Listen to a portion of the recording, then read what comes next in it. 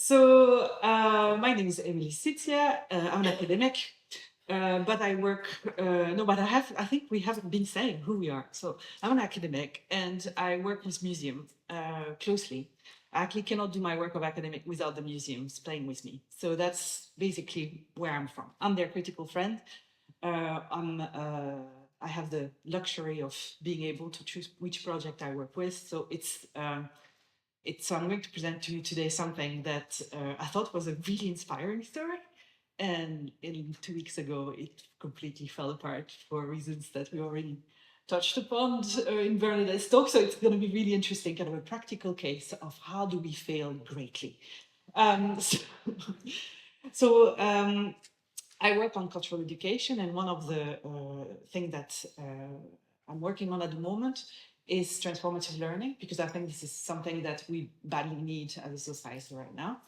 And so when Brigitte approached me to think about hope, I thought, like, why is she asking me? Hope is not my expertise. I'm not exactly the most kind of hopeful, kind of optimistic person. And most of what my understanding of hope is actually based on Rebecca Solnit, Hope in the Dark.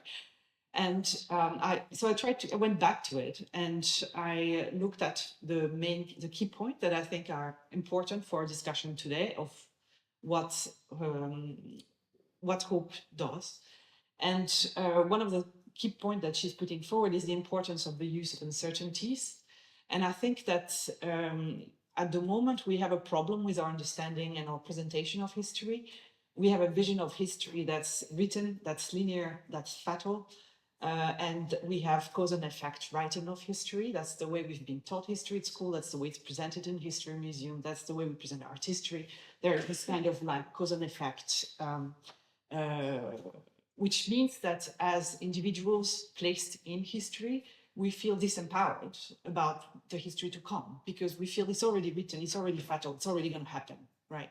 So I think the hope is an important tool because it makes use of uncertainties. And I really like what says, what Solnit says is cause and effect assume history marches forward, but history is not an army, it is a crab scuttling sideways, a drip of soft water wearing away stone, an earthquake breaking centuries of tension.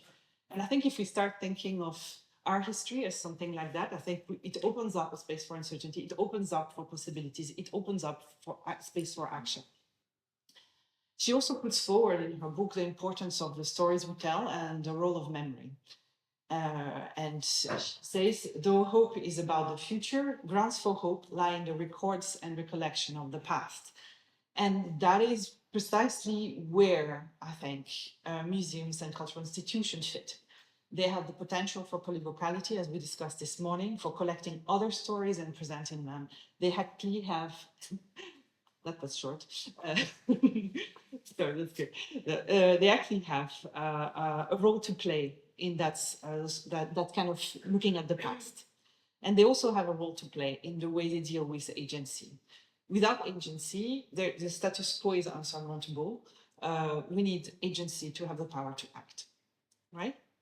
So I started with those kind of reflections on hope from Solnit, and I tried to kind of see how I could relate it to transformative learning that I'm working on at the moment.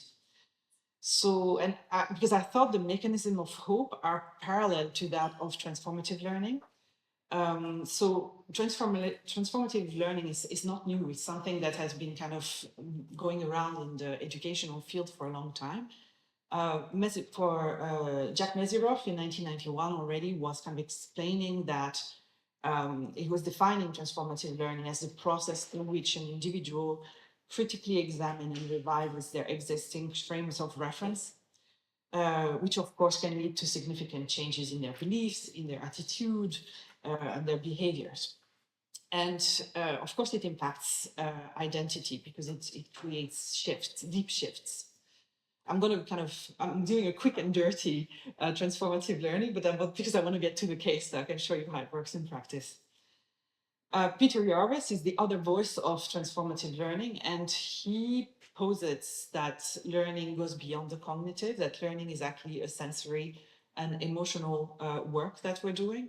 And he proposes that cycle of transformative learning that I really like and that I use very often in my work, because it helps me understand where it goes wrong and where things don't happen, especially in cultural institution. So the idea with this is that we start up there with the person taking their life for granted. The world is as it is, all is good. And then that person has a sensation or a disjuncture. Something happened. It can be an artwork, it can be an encounter, it can be, an article in a newspaper. Something happens. They have this disjuncture. They then give meaning to that sensation. They resolve the disjuncture. So that can be a very well-written label in a museum, for example, or it can be a mediator engaging in a discussion, etc. So we're helping people think through giving meaning to that sensation, to that disjuncture. And that's usually where cultural institutions stop. And that's, for me, one of the essential problems of why cultural institutions have difficulties in helping through change, implement change. Because there's a step missing. There's the practicing of resolution missing. And if we don't get into that practicing of resolution, we actually can't finish the cycle. The person cannot kind of finish taking on board what they're doing. So in my work, I've been working with and studying a lot the work of activists in cultural institutions, and to try and how they work to try to let invisible issues emerge and help foster action. But what the research has shown is that such projects do not allow for a sustainable societal and institutional change. They do not close that gap in the transformative learning process. So they need to go beyond the disjuncture. The shortcomings that I see are often the same. The project are short terms. There's very limited imaginaries that are available for people. There's issues in collaboration. Often the core of the problem is a lack of goal alignments, a lack of grounding in materiality and affective practices. Institutions are actually quite afraid of both of these, and I'm looking forward to hearing Marcia talk about her work. But so I was invited to a fort. So that's the place. It's a fort in Marseille. It's probably not the one you know, because the museum is in the other fort across from the port. That fort has been closed to the public for a really long time. So the Fort Saint-Nicolas is a historic monument.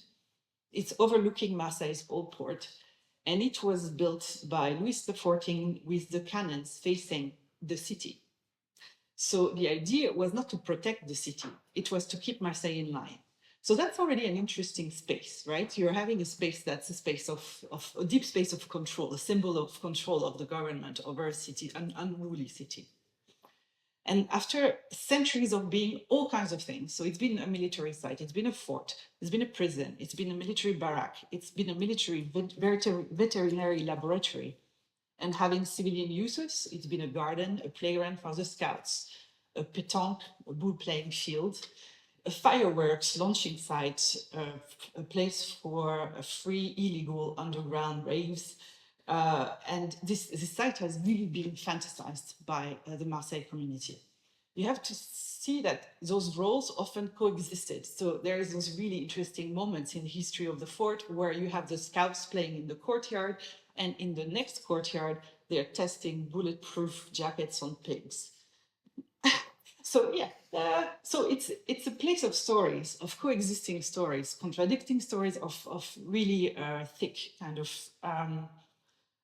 things. And so the population, so at the moment, it has been closed to the public for a really long time.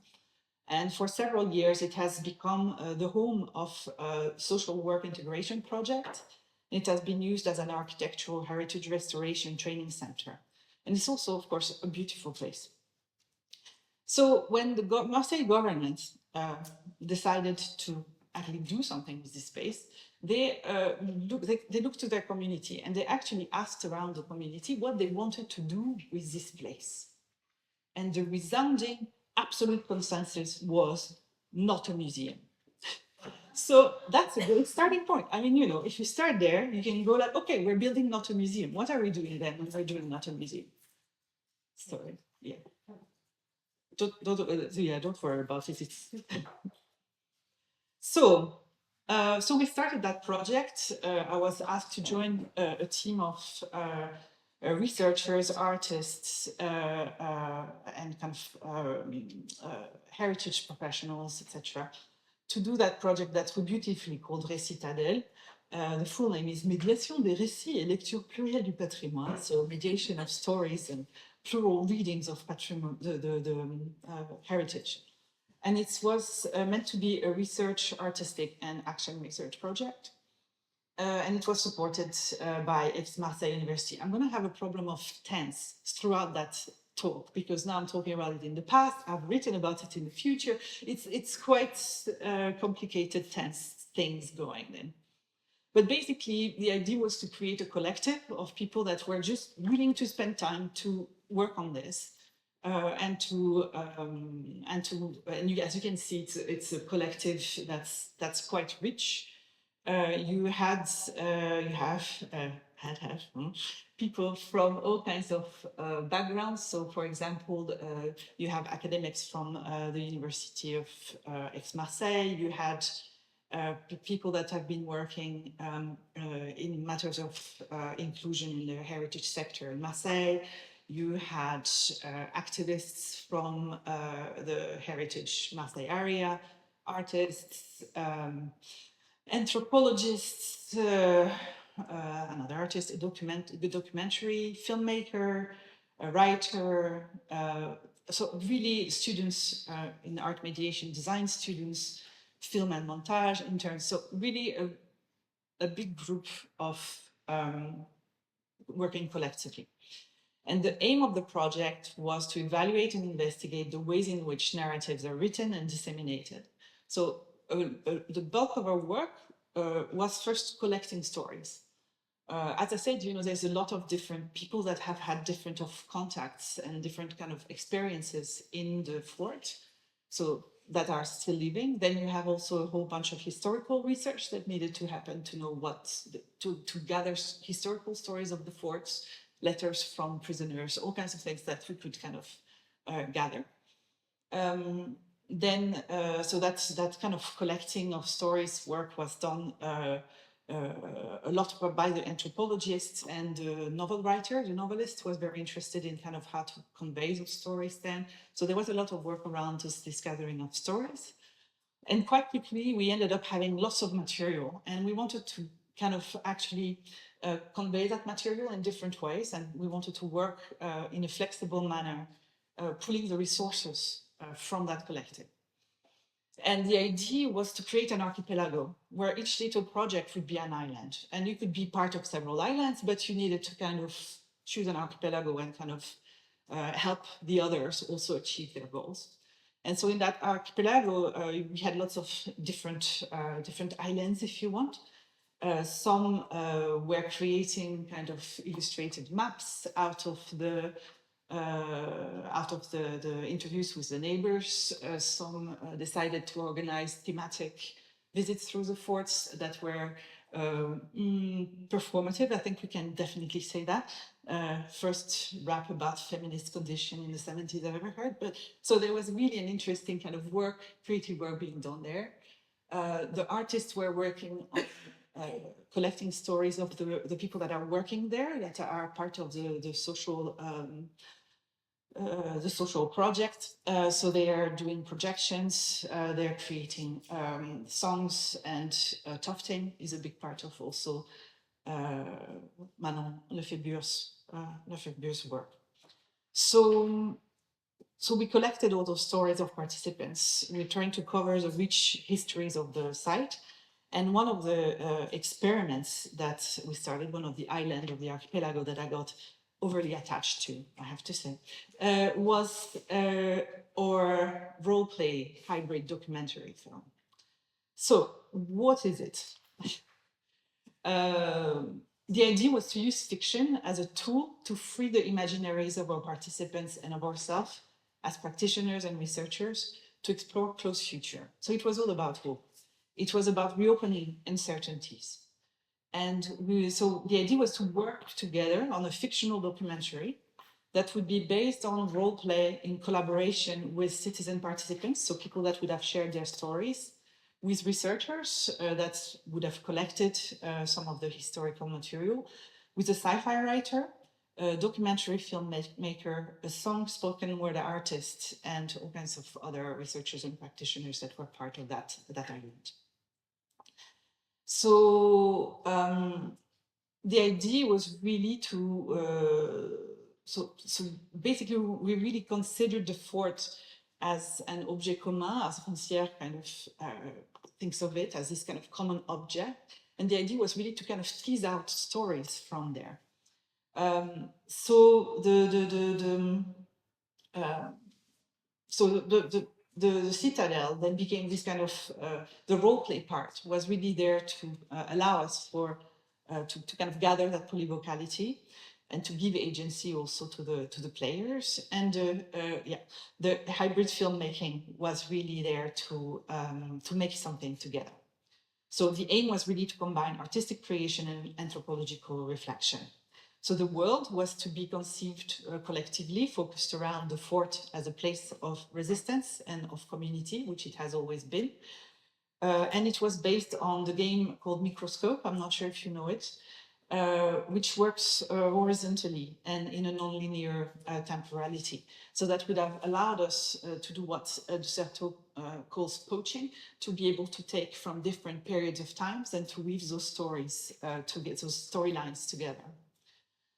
It was also allowing us to use human and non-human actors, because while doing the stories, there was a lot of animals that kept popping up, that kept kind of being there. So we wanted to use Harry's idea of the Scene to try and bring it together. So with this experiments, we want to explore the near future with the speculative fabulation as an activation of imaginary. So to use the uncertainty, we wanted really something that was embodied and situated to create an affective engagement. The idea was to have 4 3-hour sessions that would have been filmed to kind of get some material, then a large session open to the public in the fort that would have been filmed also, and then to work on that, the documentary film to convey this polyvocality in this narration. One thing I haven't said is that the character sheets would have been based on the research that had been done. So it was not kind of like a free-for-all. The idea was really to go from the history to fiction, back to history, back to fiction. The idea was really to kind of, while giving some agency to the players to still keep that kind of content. And so the idea with the documentary was then to create that polyvocality, create a narration that would give it together. So quite quickly, we came with some tension with the rest of the archipelago. The autonomy of the island was questioned, which was an interesting thing because all of the other islands were functioning completely autonomously. There was no question about budgets or anything. And we didn't need much more budget than the others. And then something happened. Julian, who was the documentary maker, had some family issues. So he just kind of panicked and said, guys, for now, I'm out. I can't keep doing it. And then nothing happened. And then we had our monthly meeting with the rest of the collective. And at that monthly meeting, the academics from the University of Aix-Marseille announced that our budget was taken away and that island had disappeared. Thank you. That's how I reacted. I was just like, guys, we have a process in place to make decisions. You can't really do that. So yeah, but it was really interesting because then, of course, we got into conflict and discussions and trying to kind of, say, okay, what can we do in terms of the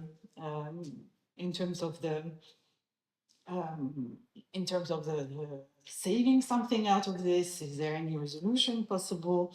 And what we saw here was really that the AMU team, so the University Aix-Marseille team, was just scared to lose the funding, and they wanted to make sure they had an output by the deadline. And because they wanted to make sure they had an output by the deadline, they decided to set fire to the island, which is a really interesting thing. So I was not happy. And I am very much of the all in or not in at all. So I told them that if that's the case, then I leave the archipelago. And they just said like, yeah, fine. So I left the archipelago. And so now I'm looking for funding to actually try that out because I still think it's a damn good idea. And I think you can do really something great with it. And as some would say, despair is also often premature. It's a form of impatience as well as certainty. So I'm going to try and not be impatient and not be certain, which are two things that are really hard for me, and to keep working on that project. Thank you very much for your attention.